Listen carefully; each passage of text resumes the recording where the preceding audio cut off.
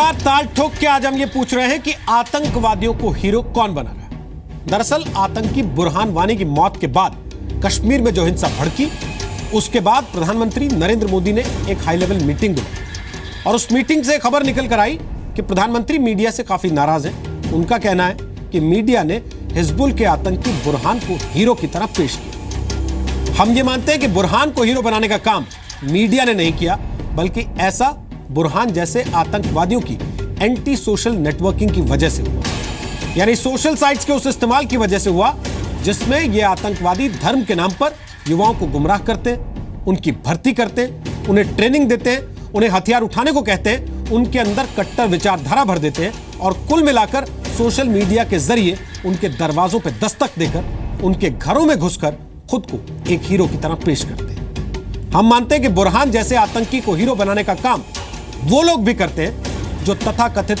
बुद्धिजीवी हैं, जो आतंकवादियों को घेरने के लिए पहुंचे सुरक्षा बलों पर होने वाले हमलों को नजरअंदाज करते हैं और आतंकवादियों को पनाह देकर अपनी ही सेना या पुलिस पर हमला करने वालों की पैरवी करते हैं। इसीलिए आज हम ये सवाल भी कर रहे हैं कि जो देश हित में नहीं है वो बुद्धिजीवी किस काम के।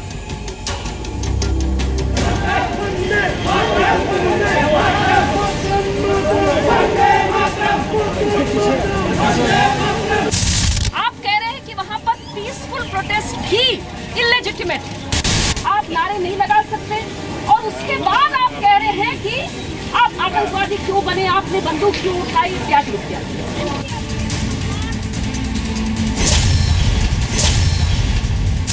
जो डेमोक्रेसी के अंदर हमको एक हक दिया गया है कि हम जिस चीज पे भी नाराज हो हम सड़कों पे उतर के धरना करें, डेमोन्स्ट्रेशन करें, तो क्या ये हक हमने कश्मीरी बच्चों से छीन लिया? पूरी की पूरी स्टेट जला दी जाती है, देश के संविधान पर हमला हो रहा है। अब यहाँ इस सरकार ने तो बहुत ठोस कदम तो उठाया है लोगों को मारने का, लेकिन राजनीतिक तौर पर उन्होंने किया क्या है?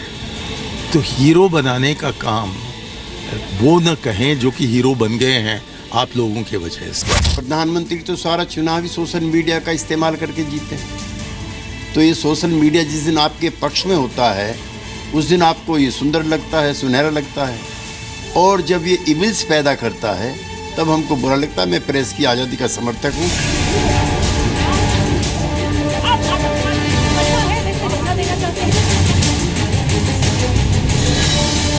सोशल मीडिया पर कोई मापदंड नहीं है जो स्थापित कर सके कि जो आप देख रहे हैं वो सही है या सही नहीं है। और सोशल मीडिया पर अक्सर बहाव की धाराएं बहती हैं, लोग बहाव में बहते चले जाते हैं और जो परसेप्शन क्रिएट की जाती है बहुत सारे लोग उस परसेप्शन को वास्तविक तौर पर सच मानने लग जाते हैं। ताल ठोक के आज का हमारा पहला सवाल, कौन बना रहा है आतंकियों को हीरो? दूसरा सवाल, आखिर कब तक चलेगी आतंकियों की एंटी सोशल नेटवर्किंग? तीसरा सवाल, क्या बुरहान जैसे आतंकी को मीडिया ने नायक बना दिया? चौथा सवाल, आखिर क्यों कुछ लोग दहशत के कारोबारियों और उनके समर्थकों के लिए आंसू बहा रहे हैं? और ताल ठोक के आज का पांचवा सवाल, जो देश हित में नहीं है वो बुद्धिजीवी किस काम के?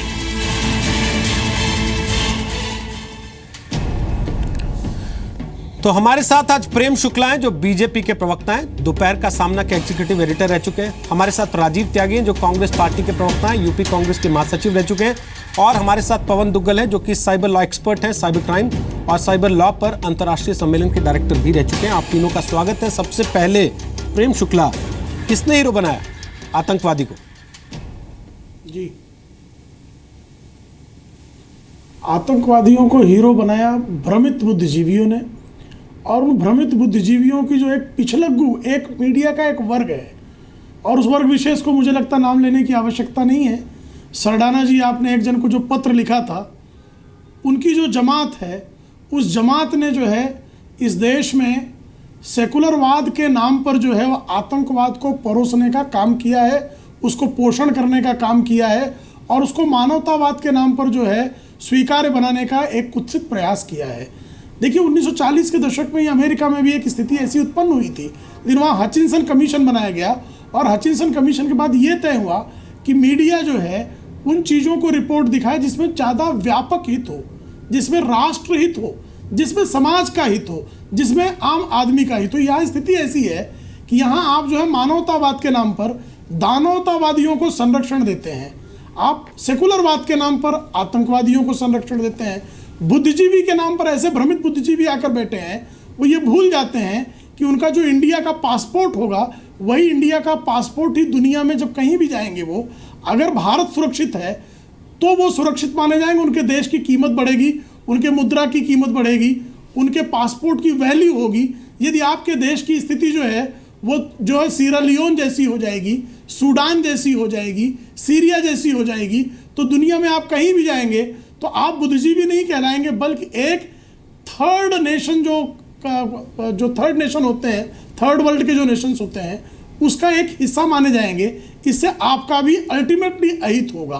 तो जो एक तथाकथित बुद्धिजीवियों ने जिस तरह से सोशल मीडिया पर, जिस तरह से मीडिया के एक अंग विशेष में उन्होंने जो है और आज से नहीं कर रही है, आपको ध्यान कीजिए 1993 में जब मस्तगुल चरारे शरीफ जला रहा था और चरारे शरीफ जलाकर पूरी कश्मीर की वादी में आग लगा रहा था, तब मीडिया का एक वर्ग इतना दबाव बनाए पड़ा था कि उस समय जो है नरसिंह राव की सरकार को बिरयानी भेजनी पड़ी और चरारे शरीफ का में आग लगाने वाला मस्तगुल सुरक्षित पाकिस्तान चले जाए, इसलिए सीमा से हमको सुरक्षा बल तक हटाने पड़े थे। तो मीडिया का एक वर्ग जो है ये कार्य जो है विविध जो एजेंसीज हैं, जो एनजीओज हैं, उनकी तरफ से बड़े पुरस्कार पाने के लिए, उनकी तरफ से बड़ी जो है वो मान्यताएं प्राप्त करने के लिए एक वर्ग ये कार्य करता रहा है। और दुखद पक्ष है कि आज भी उनका यह कार्य अनवरत जारी है। हालांकि एक राष्ट्रवादी मीडिया भी वो खड़ा हुआ है और जो इस तरह के बुद्धिजीवी हैं उन पर आज कम से कम सवाल दाग रहा है, कम से कम उनको जवाब दे रहा है, कम से कम उनको जो है सही मार्ग पर चलने का विमर्श प्रारंभ हुआ है। राजीव त्यागी, एक ट्वीट किया था उमर अब्दुल्ला ने, आपको याद होगा, उन्होंने कहा था कि बुरहान पहला नहीं है जिसने बंदूक उठाई और आगे भी ऐसा हो सकता है क्योंकि वो आखिरी भी नहीं होगा। और दूसरी चीज ये कि हम अपने देश में भारत का हिस्सा होते हुए आतंकवादी को आतंकवादी कहने के लिए पैरामीटर ढूंढते हैं। हम भी गुड टेररिज्म और बैड टेररिज्म तराशेंगे क्या?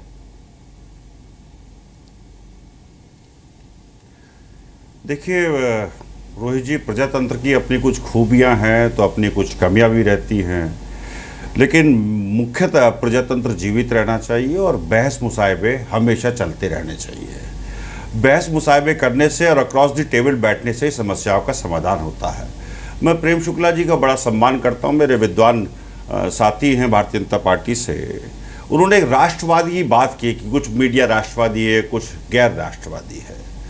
मैं नहीं मानता कि कोई भी मीडिया हाउस या कोई भी मीडिया का व्यक्ति गैर राष्ट्रवादी है या राष्ट्रवाद उसकी रगों में नहीं है।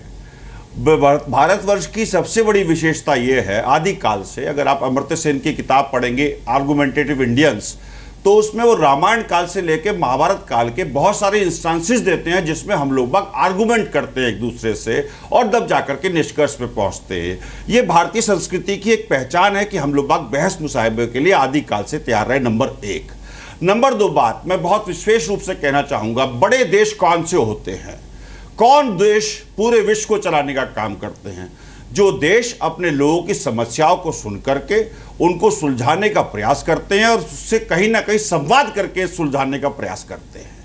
नॉम चोम्स्की एक अमेरिका के बहुत बड़े राइटर हैं और उन्होंने हमेशा ये कहा कि अमेरिका सबसे बड़ा आतंकवादी देश है, लेकिन अमेरिका के लोगों ने कभी उनको ये नहीं कहा कि आप राष्ट्रद्रोही हो। उनसे बात की, उनसे पूछा कि ऐसी क्या बात है कि जो आपने मुझे कहा ऐसा।